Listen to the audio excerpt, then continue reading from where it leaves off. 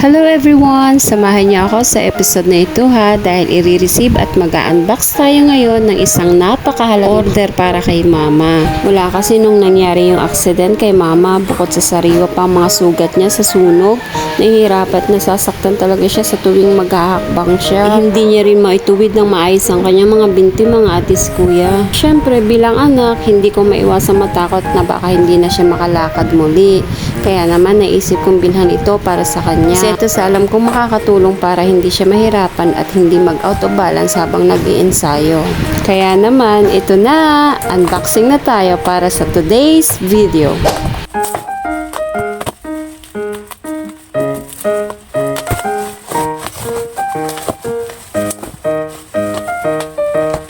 Ito ay binili ko. Ito in-order ko po siya. For mama namin. Para makatayo na po siya. Pahakbang-hakbang po kasi siya. Kaya malaking tulong po ito sa kanya.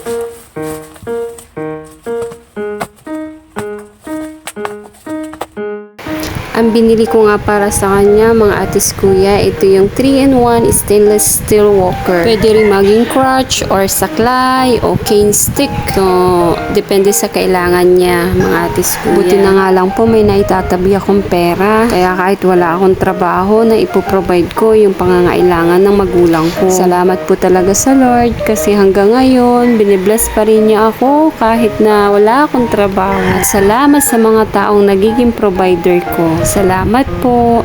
Secure na secure yung pagka-packaging nila, mga atis kuyas. Talagang hindi masisira yung items kapag bibili ka. So, ilalagay ko na rin po yung link dyan sa baba para kung sakaling gusto nyong bumili din at tulad nito, kayo maloko ng ibang mga nagbebenta nito. Nakakahakbang-hakbang naman po si mama, pa isa-isa, patatlo, pero madali siyang mapagod. Tsaka sabi niya parang may uod daw na may gumagapang kapag binababa niya yung dalawang binti niya, mga kaatis ko yan. Siguro normal yon sa healing processing ng niya, yung paggaling niya talaga ng mga sugat niya. Salamat sa Lord kasi yun lang talaga yung nanin niya, sa lower body lang po ang naapektuhan, hindi sa mukha, hindi sa mga milang party po ng katawan niya po. Kapag dumidikit yung dalawang binti niya, ayun, sumasakit, tsaka nagkakaroon ng blister po. Kaya binilhan din po namin siya ng mga mahabang damit para kapag lalabas po, hindi po siya mahihiya at saka hindi magsasabit yung mga niya, sugat-sugat. Talagang pinag-ingatan po talaga namin yung open wound ng mama namin kasi mahirap nang ma-infect. Bukod nga pala sa walker ni mama, may kasabay din itong order para sa amin ng kapatid kong si Wena, mga kaatis kuyas. Dahil sa dami ng obligasyon sa araw-araw at habang nagkakaedad na, ramdam na talaga yung pagod. Madalas na ang pagsakit ng aming mga liig, mga kaatis kuyas. Hindi ko lang alam kung kami lang po ang nakakaranas nito o kayo rin po ba. Kaya naman, nag-invest na rin ako sa una na ito para sa aming dalawa, mga kaatis kuyas. Sabi nga nila, hindi natin maalagaan ng maayos ang ibang tao kung tayo mismo ay nagkakasakit o pinapabayaan ang sariling katawan. Kahit ako ay may iniingatan na sa aking katawan, lalo na sa likod. Kaya double ingat na lang talaga si Ate Rena nyo. Kaya sa mga katulad ko rin na mahal ang magulang o nag-aalaga sa pamilya, huwag nyo rin kalimutang bigyan ng pahinga at pagmamahal ang inyong mga sarili. Po, para hindi po kayo ma-scam at saka para okay, quality yung makukuha ninyo. So, yun po.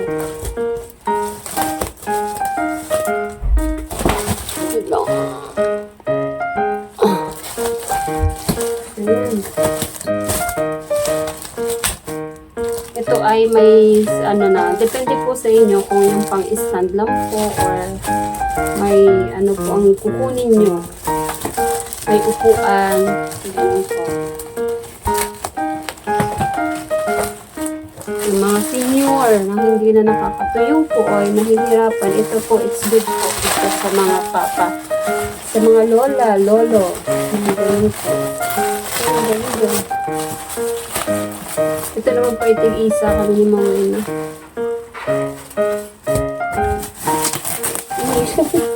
Kakang pulot nabalot, secured po talaga yung pagtapak niya. Yung packaging, secured po. So, ang ganda. Ayan. Ayan, lapit na. Ayan, ito kasap mo kayo po.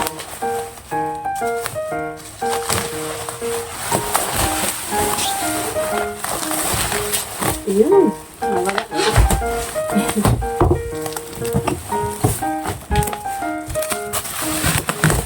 Yan, halimbawa, kapag ano po, mag-exercise po sa labas. So, yan. Dadalhin niyo po sa class po. Saklay, tapos, wheelchair. Parang ganun siya. Pero yung wheelchair po may gulong, diba? Ito po ay dalawa lang po ata yung gulong. Tapos, kasama na yung, mauupuan niya kapag, halimbawa, nag-exercise po siya, naglalakad pa isa-isa tapos napagod, pwede po siyang dito. Umupo. Ganun po. Kaya, meron po dun sa card na ganito lang po siya, tsaka ang iba naman po ay, yung isa naman po ay walang ganito.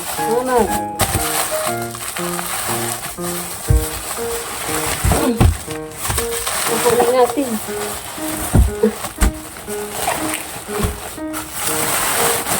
Wow.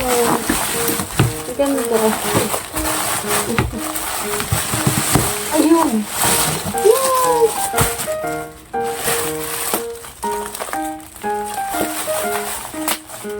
So, yun. Ito muna pag kailangan ka. Ito siya.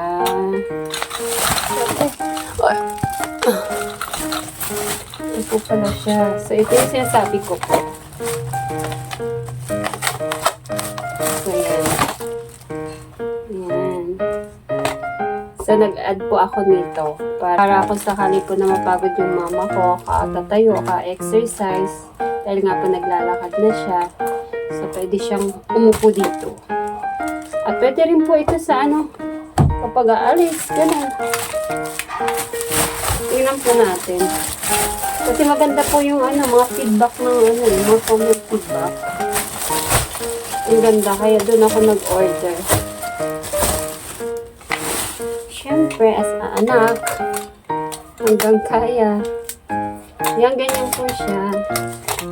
So, yan. Ayan. Ayan. Tapos gaganan si mama dito. Tatayo siya. Ganyan. Pero kailangan kailangan na a-adjustan po ito. Ito po yung adjustan niya. Ayan. Pare-parehong side. Kada isang side po may adjustan. Ganun. Ay, ganun. Hala. Tanggal na. Ito po. Yun, medyo mataas. Lagay natin sa dulo. Yun. So, mataas na siya. Dahil sa kabila.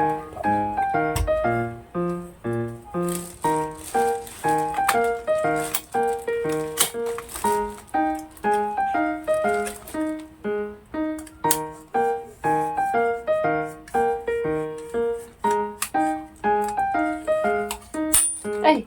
Tatabi ka. Gusto ko na din po kasi makalakad si mama kasi medyo din po siya. Pag yung anak ko po baga pakikita mo yung magulang mo na nahihirapan, parang sakit sa dibdib. Kaya gusto ko po na malakad-lakad din si mama.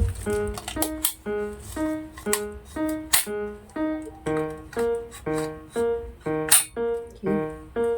Ay, ang ganda.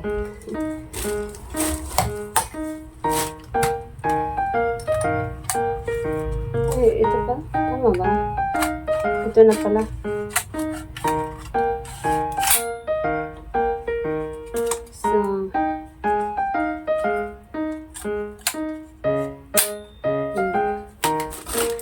So, ilalagay ko po yung link sa baba. Hanapin nyo na lang po. So, ay, ang ganda niya. So, ito po yung pang-handle niya kasi. Ay, ang ganda kasi, ano ba to? Pang ano pa yun ito? Hindi ko alam kung... siguro pang ano to, pang alis po ito. Oh, ang ganda. So, si mama kasi pag ganyan po siya maglakad, masakit pa po kasi yung ganyan niya. Kaya gusto ko si mama ang makalakad na maayos. Yan, tapos nilalagay po ito. Yan. So, yan. So, yan. Yan. Yun. Yun, ang ganda. Ang ganda po. Yan. Secured naman po yung mga ano niya. Tornilyo. Tsaka pag maganda siya. So, papatry natin. Ay, ang ganda. Ang ganda. So, ayan po. Ayan. Hindi ko alam kung anong magiging reaction ni mama. Malamang, bumili ka na pa ng ganyan kasi alam niya po. So, ito po yung sa amin ni Mama Rena. So, mamaya na.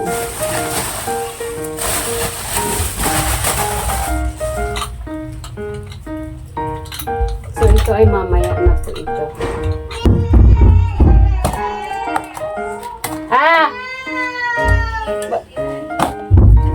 Okay!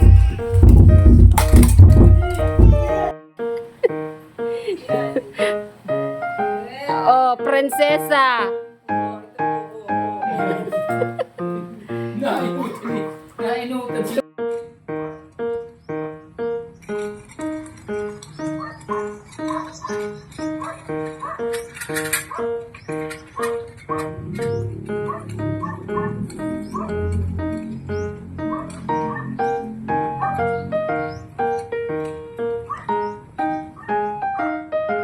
At salamat din po pala kay La Tita M and Tito Dan na nagbigay po sila ng solar fan para sa mama namin.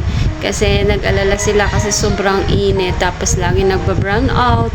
Na-mention ko po kasi na lagi nagba-brown out sa amin. So, yun. Tulong niya kay mama. Tulong niya sa amin. Sobrang salamat po talaga.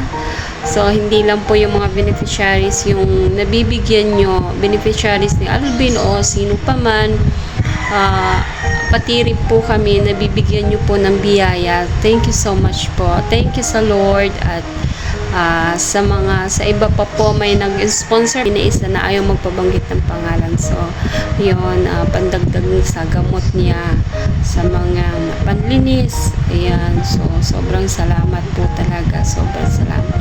Lord na po ang mag-bless sa inyo. God bless po sa mga buhay nyo. And thank you so much po sa panunood. And maraming salamat po na kahit may nagsusupport pa rin po. Thank you so much po. Ingat po. Bye-bye.